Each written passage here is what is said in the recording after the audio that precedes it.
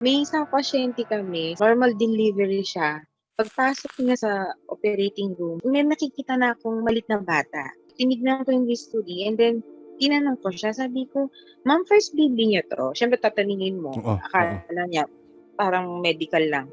"First baby niyo 'to?"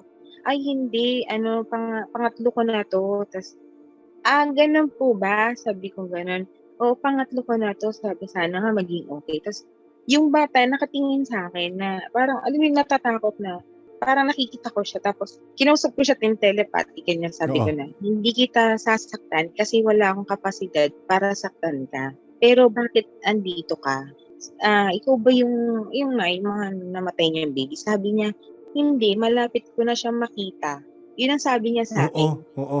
So sabi ko, malapit parang hindi nag-register sa'kin, malapit na makita, mamamatay ba 'tong Oo, pasyente ko, sabi oo, ko naman. oo. Tas the time na nag-contract na siya, so punta siya sa delivery room and then nung i-de-deliver na namin, dun nag-register sa'kin na yung parang bata na yung Oo, ilalabas lalabas. namin. Oo, oo, Oo, oo.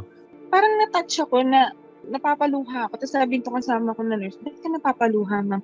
"Ay wala, naalala ko lang nung ako nanganak." Sabi ko na pero siyempre hindi ko naman puwedeng sabihin dun sa nanay na yun yung anak mo na ito na yung gano'n. Sabi ko, first time ko makakita ng gano'n. Tapos ako sabi ko, "Hindi kita makakalimutan baby." Sabi ko sa ginawa mo. Kasi first time ko makakita ng gano'n sa buong buhay ko na may paranormal experience na nakita ko yung birth mo, yung rebirth mo mismo. Parang ang sarap ng feeling. Yun yung sabi ko, sana maulit yun na gano'n yung experience sa paranormal. Hindi puro na lang patay na nakikita ko.